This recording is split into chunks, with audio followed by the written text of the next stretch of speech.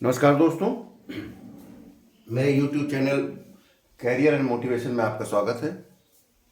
आज हम लोग राष्ट्रपति के संबंध में डिस्कशन करेंगे। इसका उल्लेख अनुच्छेद 52 से अनुच्छेद 78 में उल्लेख किया गया है और इस वीडियो में परीक्षा उपयोगी महत्वपूर्ण तथ्यों पर ही जोर दिया जाएगा, जो कि विभिन्न प्रतियोगी परीक्षाओं में जिनसे प्रश्न पूछे जाते हैं और पूछे गए हैं। एक एक शब्द एक एक प्रश्न को बनाता है और इसमें लगभग 17 से 18 फैक्ट मैंने उल्लेख किए हैं और इससे लगभग 150 से 200 क्वेश्चन आपके बन जाएंगे। अगर आप मेरे साथ 20 से 22 मिनट मेरे इस वीडियो में रहेंगे तो आप राष्ट्रपति के संबंध में कोई भी प्रश्न आएगा ऑब्जेक्टिव टाइप या डिस्क्रिप्टिव टाइप, आप उसको लिखने में या सॉल्व करने में सक्षम होंगे। तो हम प्रारंभ करते हैं राष्ट्रपति के बारे में। अनुच्छेद 52 से राष्ट्रपति के बारे में बात प्रारंभ होती है। भारत के संविधान के अनुच्छेद 52 जो कि भाग 5 में आता है, उसमें एक लाइन लिखी हुई है कि भारत का एक राष्ट्रपति होगा। अगर पेपर में आ जाए कि भारत के संविधान के किस अनुच्छेद में भारत के राष्ट्रपति का उल्लेख है, तो अनुच्छेद 52।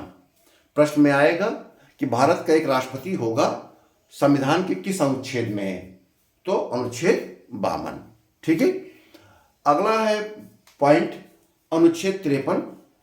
जब हम कहते हैं कि संघ की कार्यपालिका शक्ति राष्ट्रपति में निहित होगी या राष्ट्रपति संघ की कार्यपालिका शक्ति का प्रमुख होगा, तो यह अनुच्छेद 53 में है। ये लाइन ये बताता है कि राष्ट्रपति ही भारत के संघ का मुखिया है। ठीक है। जो संघ की कार्यपालिका है वो उसका मुखिया राष्ट्रपति है। और इसी को अनुच्छेद 74 में, जिसमें मंत्रिपरिषद की बात कही गई है, वहां कहता है कि राष्ट्रपति को सहायता एवं सलाह देने के लिए एक मंत्रिपरिषद होगी जिसका प्रधान प्रधानमंत्री होगा और राष्ट्रपति प्रधानमंत्री यानी कि मंत्रिपरिषद की सलाह से काम करेगा। यह अनुच्छेद 74 में कहा गया है। अनुच्छेद 53 तो कहा गया है कि संघ की कार्यपालिका शक्ति राष्ट्रपति में निहित होगी। अब जब संघ की कार्यपालिका शक्ति राष्ट्रपति में निहित होगी तो क्या राष्ट्रपति स्वयं काम करेगा कार्यपालिका का? नहीं। राष्ट्रपति के कार्यों में सहयोग करने के लिए एक मंत्रिपरिषद होगी और उस मंत्रिपरिषद को लीड प्रधानमंत्री करेंगे और राष्ट्रपति मंत्रिपरिषद की सलाह से काम करेंगे। तो यहां पर यह भी दिखा कि राष्ट्रपति बाध्यकारी नहीं है मंत्रिपरिषद के कामों को करने के लिए। ये क्योंकि कहा गया कि राष्ट्रपति अपने कामों के लिए परामर्श लेंगे मंत्रिपरिषद से। ठीक है। लेकिन बाध्यता की बात कहीं नहीं कही। इसीलिए संविधान संशोधन 44 बहुत इंपॉर्टेंट है।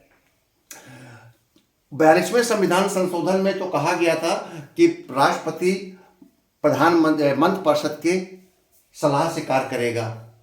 तो इससे ये लगा कि राष्ट्रपति बाध्यकारी हो रहे हैं, मजबूर हो रहे हैं मंत्रिपरिषद के सहयोग से सलाह से काम करने की।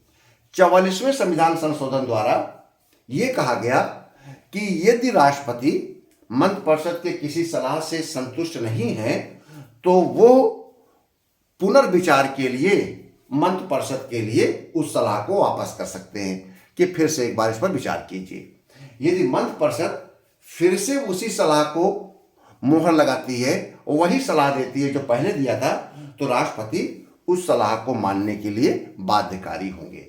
तो 44वां संविधान संशोधन विधेयक इस बात का संकेत देता है कि भारत की जनता या एक प्रकार से लोकतंत्र में ये एक मैसेज जाए कि राष्ट्रपति महोदय सामान्यतः इस परामर्श से संतुष्ट नहीं थे, लेकिन संविधान ने उनको बाध्यकारी कर रखा है, इसलिए वो मंत्रिपरिषद के परामर्श को स्वीकार कर रहे हैं। तो अनुच्छेद 44 जो 44वां संविधान संशोधन है, अनुच्छेद 74 के अंतर्गत संशोधन किया गया था 1978 में, उसमें राष्ट्रपति के पास परामर्श को पुनर्विचार के लिए वापस करने का अधिकार दिया गया है। पेपर में आएगा कि किस संविधान संशोधन के द्वारा राष्ट्रपति को यह अधिकार मिला कि वो चाहे तो मंत्रिपरिषद परिषद के पास दिए गए परामर्श को पुनर्विचार के लिए लौटा दे।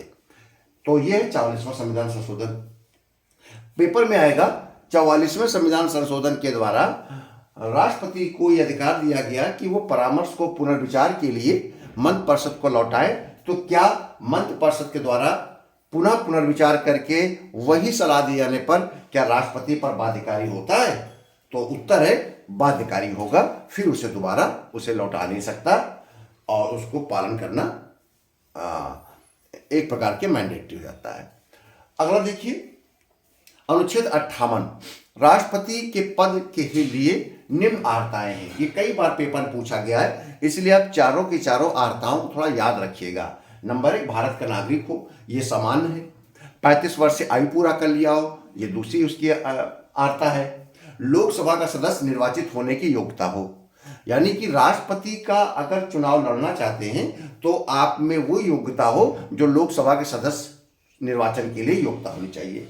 यदि आप उपराष्ट्रपति का चुनाव लड़ना चाहते हैं तो आप में वो योग्यता होनी चाहिए जो राज्यसभा के सदस्य बनने की योग्यता हो। ठीक है। और चौथा है योग्यता लाभ के पद पर ना हो।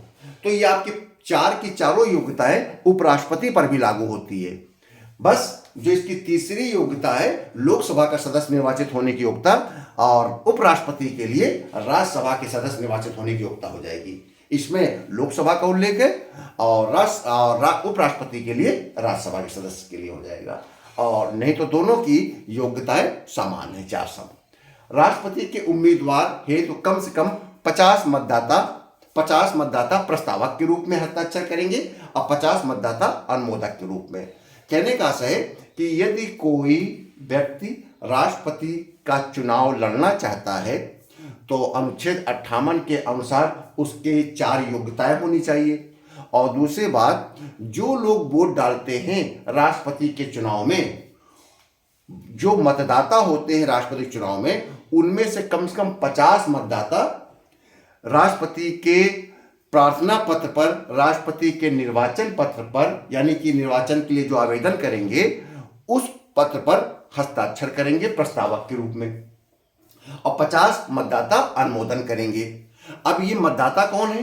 मैं पहले बता चुका हूं। मतदाता लोकसभा, राज्यसभा के निर्वाचित सदस्य और राज्यों के विधानसभा के निर्वाचित सदस्य, इनमें से कोई भी अगर 50 मतदाता प्रस्तावक, 50 मतदाता अनुमोदक मिलते हैं, यानी कि 100 मतदाता, ये अलग अलग होने चाहिए। जो 50 मतदाता प्रस्तावक होंगे वही अनुमोदक नहीं होंगे, ये 50 दूसरे होंगे, 50 अनुमोदक दूसरे होंगे, यानी कि कम से कम 100 मतदाताओं के द्वारा समर्थन मिलना चाहिए, ताकि राष्ट्रपति के निर्वाचन के लिए एक प्रकार का हम ये कहें कि गंभीरता रहे।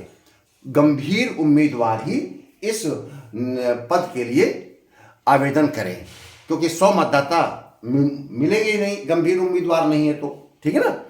अगला है अनुच्छेद 54।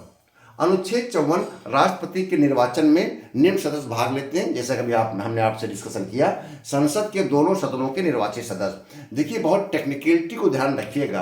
आपको लगेगा कि लेक्चर एक सामान्य हो सकता है, ये पढ़ा हुआ है। मैं यहाँ पर टेक्निकलिटी की बात करता हूँ, और बड़े एग्जाम में टेक्निकल प्रश्न आते हैं और बहुविकल्पीय प्रश्न होंगे, समय कम होगा, क्वेश्चन ज़्यादा होंगे, और आप जल्दबाजी में आसान प्रश्न समझकर टिक लगा जाएंगे। बाद में पता चलेगा कि आपसे सिली मिस्टेक हो गई।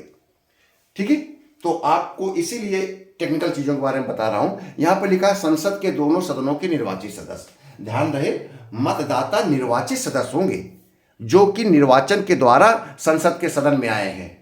मनोनीत सदस्य राष्ट्रपति के निर्वाचन में वोट नहीं डालेंगे, यानी कि राज्यसभा के 12 सदस्य जो मनोनीत होते हैं राष्ट्रपति के द्वारा, वो वोट नहीं डालेंगे।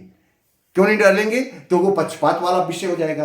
राष्ट्रपति ने उनको निर्वाचित कर, मनोनीत कर रखा है, और वही उनके लिए वोट डालेगा, मान लीजिए किसी के लिए, तो एक प्रकार से वो जनता के द्वारा प्रत्यक्ष या अप्रत्यक्ष रूप से निर्वाचित होकर नहीं आए हैं। तो संसद के दोनों सदनों के निर्वाचित सदस्य ही भाग लेंगे राष्ट्रपति निर्वाचन में। लोकसभा में जो 2 सदस्य एंग्लो इंडियन सदस्य के रूप में निर्वाचन किया जाता, मनोनयन किया जाता था, अब तो नहीं किया जाता है। 2020 में नियम बनाया गया तो हटा दिया गया है ये। तो वो लोग भी मत नहीं डालेंगे, यानी कि संसद के दोनों सदनों के निर्वाचित सदस्य वोट डालेंगे और राज्य की विधानसभाओं के निर्वाचित सदस्य कोई भी मनोनीत सदस्य वोट नहीं डालता है। ठीक है, तो ये बात क्लियर हो गई। राष्ट्रपति के निर्वाचन में निर्वाचित सदस्य ही वोट डालेंगे। 70वें संविधान संशोधन 1992 के द्वारा, जैसे मैंने लिखा कि संसद के दोनों सदनों के द्वारा निर्वाचन सदस्य इस वोट डालेंगे, राज्य की विधानसभाओं के द्वारा निर्वाचित सदस्य डालेंगे वोट। अब राज्य शब्द आया है, केंद्र शासित प्रदेश तो आया नहीं। तो केंद्र शासित प्रदेश जहां पर विधानसभा है, तो दो राज्य जैसे दिल्ली और पांडिचेरी, ये दोनों केंद्र शासित प्रदेश हैं, लेकिन यहाँ विधानसभाएं हैं। तो 70वें संविधान संशोधन 1992 के द्वारा दिल्ली और पांडिचेरी की विधानसभाओं के सदस्यों को राष्ट्रपति के निर्वाचन में वोट डालने का अधिकार मिला है। ठीक है, तो यह भी दिल्ली और पांडिचेरी के निर्वाचित सदस्य होने चाहिए विधानसभा के। तो पेपर में आएगा किस संविधान संशोधन के द्वारा दिल्ली के और पांडिचेरी के विधानसभाओं के सदस्यों को राष्ट्रपति के निर्वाचन में भाग लेने का अवसर मिला, तो वो है 70वां संविधान संशोधन 1992।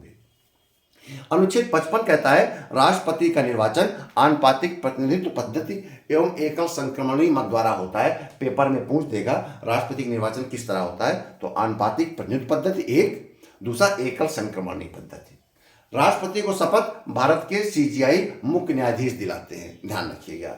ठीक है, और यदि मुख्य न्यायाधीश नहीं है, छुट्टी पर है या किन्हीं परिस्थितियों में पद खाली है, तो जो आपका सुप्रीम कोर्ट के दूसरा वरिष्ठतम न्यायाधीश होंगे वो दिलाएंगे शपथ। अनुच्छेद 56 राष्ट्रपति के पद ग्रहण की तारीख से 5 वर्ष की अवधि के लिए पद धारण करते हैं। ध्यान रहे, अनुच्छेद 56 में कार्य अवधि लिखा हुआ है, 5 साल की कार्य अवधि राष्ट्रपति की होती है। लेकिन ध्यान रहे, 5 साल पूरा होने के बाद भी राष्ट्रपति अपना पद नहीं त्यागेंगे, ये संविधान लिखा हुआ है। तब तक सब नहीं पद त्यागेंगे जब तक कि नया राष्ट्रपति अपना पद ग्रहण ना कर ले। ठीक है, तो राष्ट्रपति पद ग्रहण की तारीख से 5 वर्ष की अवधि के लिए पद ग्रहण करते हैं। पेपर में आएगा कि 5 वर्ष की अवधि पूरा करने के पश्चात क्या राष्ट्रपति अपने पद को छोड़ देते हैं, तो आप उसमें एक ऑप्शन होगा कि राष्ट्रपति 5 वर्ष की अवधि पूरा करने के बाद तब तक पद ग्रहण करके रखते हैं जब तक कि नया राष्ट्रपति को शपथ नहीं दिलाई जाती। ठीक है, और राष्ट्रपति उपराष्ट्रपति को अपना इस्तीफा देते हैं। ध्यान रहे, राष्ट्रपति को शपथ तो दिलाते हैं CGA, chief justice of India, CGI, लेकिन राष्ट्रपति अपना इस्तीफा उपराष्ट्रपति को देते हैं। ठीक है, और उपराष्ट्रपति अपना इस्तीफा राष्ट्रपति को देते हैं। यह भी संविधान में लिखा है, राष्ट्रपति उपराष्ट्रपति को इस्तीफा देंगे और इसकी सूचना लोकसभा अध्यक्ष को भी दी जाएगी। ठीक है, अनुच्छेद 61 महाभियोग की प्रक्रिया के बारे में बताया गया है। महाभियोग केवल भारत के संविधान में महाभियोग शब्द आया है राष्ट्रपति महोदय के लिए। अनुच्छेद 61 में महाभियोग की प्रक्रिया से चीफ जस्टिस ऑफ इंडिया यानी सुप्रीम कोर्ट के मुख्य न्यायाधीश, अन्य न्यायाधीश, उच्च न्यायालय के मुख्य न्यायाधीश, अन्य न्यायाधीश, सीएजी, ये सभी लोग महाभियोग की प्रक्रिया से हटाए जाते हैं। लेकिन महाभियोग शब्द का उल्लेख किसी और को हटाने में उल्लेख नहीं किया गया है, महाभियोग शब्द का उल्लेख किया गया है राष्ट्रपति के लिए। और महाभियोग क्यों लाया जाएगा? संविधान के अतिक्रमण, एक लाइन ध्यान रखिएगा, जो अन्य संवैधानिक पद है जैसे कि सीएजी है, आपका चीफ इलेक्शन कमिश्नर है, इनको हटाने के लिए ये कहा गया संविधान में कि जब ये अधिकारी साबित कदाचार एवं दुर्व्यवहार इन पर आरोप सिद्ध हो जाए। साबित कदाचार यानी कि प्रूव्ड मिसबिहेवियर। ठीक है, अगर ये साबित होगा तब उनके विरुद्ध हटाने की प्रक्रिया आएगी। और कैसे हटाने की प्रक्रिया आएगी? जैसे कि सुप्रीम कोर्ट के जज को हटाने की प्रक्रिया होती है। लेकिन महाभियोग शब्द नहीं लिखा है। भारत के राष्ट्रपति के संबंध में महाभियोग आएगा। अगर पेपर में कभी आ जाए कि भारत के संविधान में महाभियोग किसके लिए प्रयोग किया जाता है, अगर आ जाए भारत के राष्ट्रपति, दूसरा भारत के मुख्य न्यायाधीश, तीसरा भारत के मुख्य नियंत्रक एवं महालेखा परीक्षक, चौथा इनमें से सभी, तो आप टिक लगा देंगे इनमें से सभी, तो वो गलत हो जाएगा। जब शब्द आ जाए भारत के संविधान में महाभियोग शब्द का प्रयोग किसको हटाने के लिए किया गया है, तो महाभियोग शब्द का इस्तेमाल केवल राष्ट्रपति को हटाने के लिए किया गया है। ठीक है, तो अनुच्छेद 61 और प्रक्रिया मैं पहले अन्य वीडियो में इसके बारे में बता चुका हूं। अगला आता है राष्ट्रपति या उपराष्ट्रपति के पद के निर्वाचन पर विवाद होने पर सर्वोच्च न्यायालय विनिश्चय करेंगे। सामान्यतः लोकसभा, राज्यसभा, विधानसभा के चुनाव में अगर कोई विवाद होता है तो संविधान में लिखा है कि चुनाव आयोग के परामर्श से राष्ट्रपति करेंगे, ये लिखा है। लोकसभा, राज्यसभा, विधानसभा के निर्वाचन में अगर कोई विवाद उत्पन्न होता है तो संविधान में यह लिखा हुआ है कि राष्ट्रपति महोदय चुनाव आयोग के परामर्श करेंगे। लेकिन राष्ट्रपति और उपराष्ट्रपति के पद के निर्वाचन में कोई विवाद होता है तो स्पष्ट लिखा हुआ है कि उस दशा में सर्वोच्च न्यायालय ही विनिश्चय करेगा। ठीक, चुनाव आयोग नहीं करेगा। अनुच्छेद 78, राष्ट्रपति संघ से संबंधित सूचनाएं प्राप्त कर सकते हैं। पेपर में आएगा ऑब्जेक्टिव टाइप क्वेश्चन कि राष्ट्रपति भारत के संविधान के किस अनुच्छेद के अंतर्गत संघ से, कार्यपालिका से सूचनाएं प्राप्त कर सकता है। अनुच्छेद 78, आपने कभी सुना होगा कि प्रधानमंत्री जी राष्ट्रपति से मिलने गए और सामान्य औपचारिक उन्होंने वार्ता किया, या विदेश से दौरा पूरा करने के बाद प्रधानमंत्री राष्ट्रपति से मिलने गए, तो यह अनुच्छेद 78 के अंतर्गत होता है। क्योंकि जब प्रधानमंत्री राष्ट्रपति के पास जाते हैं मिलने तो अपनी यात्रा के बारे में, कार्यपालिका के कार्यों के बारे में उन्हें सूचना देते हैं और राष्ट्रपति को सूचना प्राप्त करने का अधिकार है। समय समय पर प्रधानमंत्री राष्ट्रपति के पास पहुंचकर उनको संघ की, कार्यपालिका की या विभिन्न देशों के साथ संबंधों की सूचना प्रदान करते हैं। अनुच्छेद 78।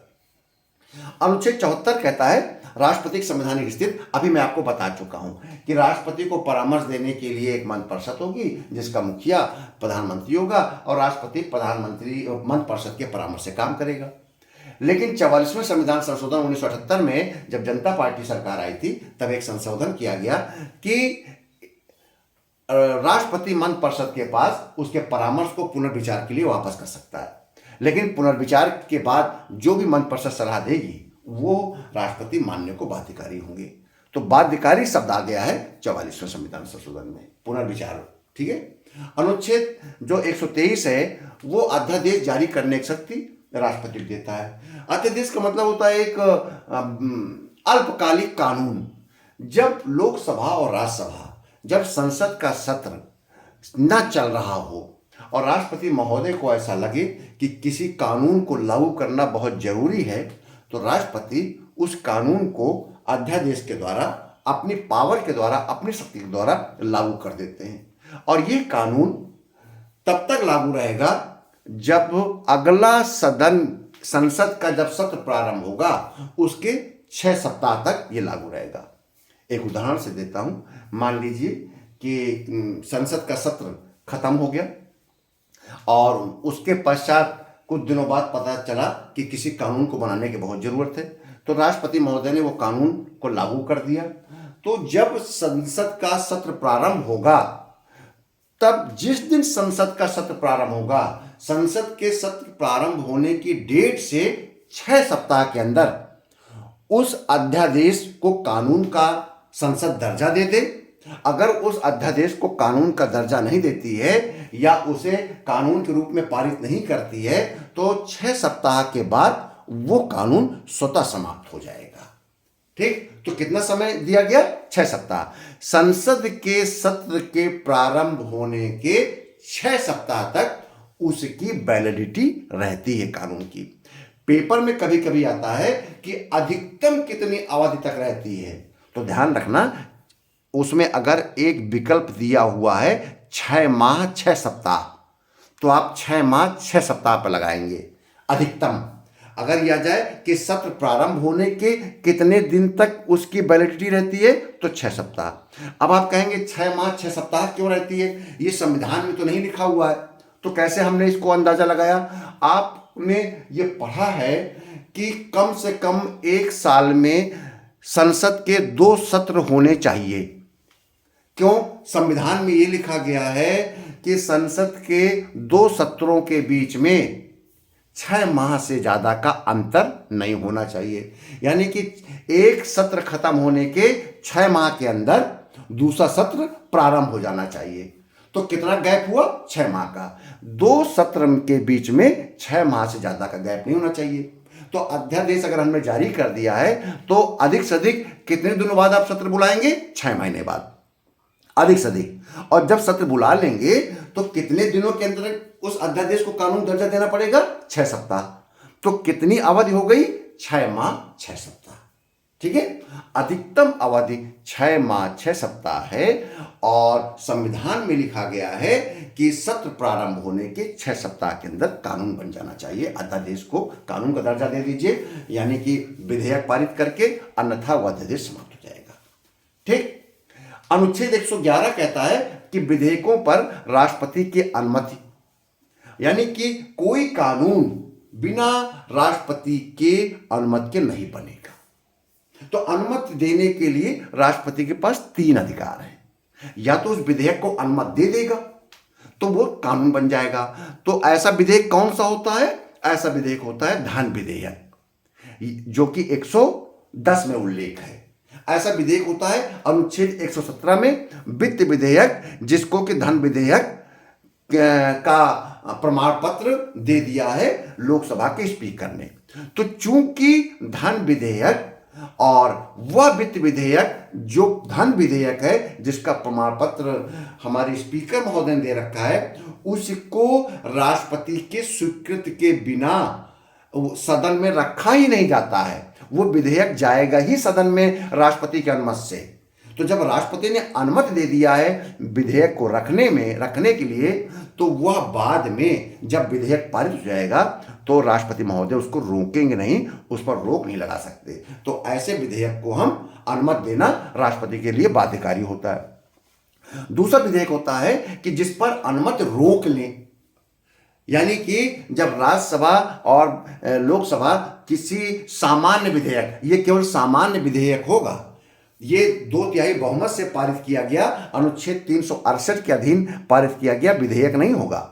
सामान्य विधेयक यानी जो सामान्य बहुमत से पारित किए जाते हैं, अगर कोई विधेयक वो धन विधेयक नहीं है, अन्य कोई विधेयक है, वो जब पारित होके जाएगा राष्ट्रपति महोदय के पास, तो राष्ट्रपति अगर उसे अनुमति देने से स्पष्ट लिख देते हैं, मना कर देते हैं, तो वो विधेयक समाप्त हो जाएगा। ठीक। और तीसरा अधिकार है पुनर्विचार के लिए लौटाना। राष्ट्रपति महोदय संसद को ये कहकर वापस लौटा सकते हैं कि इस पर आप फिर से पुनर्विचार कर लें। और जब पुनर्विचार करने के बाद लौटता है, चाहे संसद उसमें संशोधन करे या न करे, या वैसे के वैसे पारित कर दे, तो राष्ट्रपति हस्ताक्षर के लिए बाध्यकारी होते हैं। पुनर्विचार के बाद जब आएगा, चाहे मंत्रिपरिषद का सलाह हो और चाहे कोई विधेयक हो, संसद से जब वापस आएगा तो राष्ट्रपति हस्ताक्षर करेंगे, वो उनकी मजबूरी होगी। राष्ट्रपति को विधेयकों के संबंध में 3 प्रकार की पावर दी गई है, 3 वीटो दिए गए हैं। एक जेबी वीटो, जेबी का मतलब जेब में रख लो, ना तो अनुमति दो और ना लौटाओ, यानी कि ना तो रिजेक्ट करो ना एक्सेप्ट करो, इसको बोलते हैं जेबी वीटो। यह अनंत काल तक आपको पड़ा रहेगा। ठीक है, ज्ञानी जैल सिंह ने इसका इस्तेमाल किया था डाकघर विधेयक पर। दूसरा है एब्सोल्यूट वीटो, जब मना कर दें कि हम इस विधेयक को हस्ताक्षर नहीं करते, जैसे हमने ऊपर बता रखा अनुच्छेद 11 में राष्ट्रपति अनुमति रोक दे, तो आत्यंतिक एब्सोल्यूट वीटो कर दिया, हस्ताक्षर करने से स्पष्ट मना कर दिया, लिख कर दे दिया कि इसमें स्वीकृति नहीं देंगे। निलंबनकारी वीटो, सस्पेंशन वीटो, विधेयक को पुनर्विचार के लिए लौटा दें, यानी कि कुछ समय के लिए सस्पेंड कर दें। ठीक है, जैसे हमने तीसरा अधिकार बताया था। तो 3 वीटो का इस्तेमाल हमारे राष्ट्रपति महोदय करते हैं। अनुच्छेद 72 में क्षमादान की शक्ति है, राष्ट्रपति मृत्युदंड तक को क्षमा कर सकते हैं। अनुच्छेद 352, 56, 60 में आपातकाल लगाने की शक्ति है। इसको मैं संक्षेप में इसलिए बता रहा हूं कि जब हम आपातकाल लगाने की शक्ति पर, आपातकाल पर एक वीडियो बनाएंगे, उसमें आपातकाल के संबंध में सारे विषय स्वीकार हो जाएंगे। इसके बाद मैं एक वीडियो और बनाऊंगा जिसमें मैं राष्ट्रपति के बारे में फैक्चुअल क्वेश्चनों की बात करूंगा, जो परीक्षा में फैक्चुअल क्वेश्चन आएंगे कि ऐसा राष्ट्रपति जो क्या कहते हैं कि आम सहमति से निर्वाचित हो गया, ऐसा राष्ट्रपति जो सेवा के दौरान ही मृत्यु हो गए, ऐसे राष्ट्रपति जो 2 बार राष्ट्रपति के पद के लिए निर्वाचित हुए, तो ये फैक्चुअल क्वेश्चन आते हैं। पहली महिला राष्ट्रपति, ये प्रश्न आ सकता है। ठीक है, ऐसे राष्ट्रपति जो पहले ट्रेड यूनियन के नेता थे, ये प्रश्न आ सकता है। ऐसे राष्ट्रपति जो दर्शन के विशेषज्ञ थे, वो कौन थे, तो इस पर आ सकते हैं। वो राष्ट्रपति कौन है जिसे मिसाइल मैन के रूप में जाना जाता है, तो इस प्रकार से क्वेश्चन आ सकते हैं। ठीक है, ऐसे राष्ट्रपति जो निर्विरोध निर्वाचित हो गए, इन प्रकार के क्वेश्चनों को पूछा जाएगा। और तो ये जो एक फैक्चुअल क्वेश्चन है, इनको भी हमें समझ के रखना पड़ेगा। छोटे छोटे परीक्षाओं में एसआई पुलिस हो गया, लेखपाल हो गया, टेट हो गया, पीटी हो गया, तो इसमें फैक्चुअल क्वेश्चन बहुत पूछे जाते हैं, जीके टाइप के। तो आप इनके संबंध में मैं एक वीडियो बनाऊंगा। आपको अगर मेरा वीडियो अच्छा लगा हो तो इसको लाइक करिए, सब्सक्राइब करिए। बहुत बहुत धन्यवाद।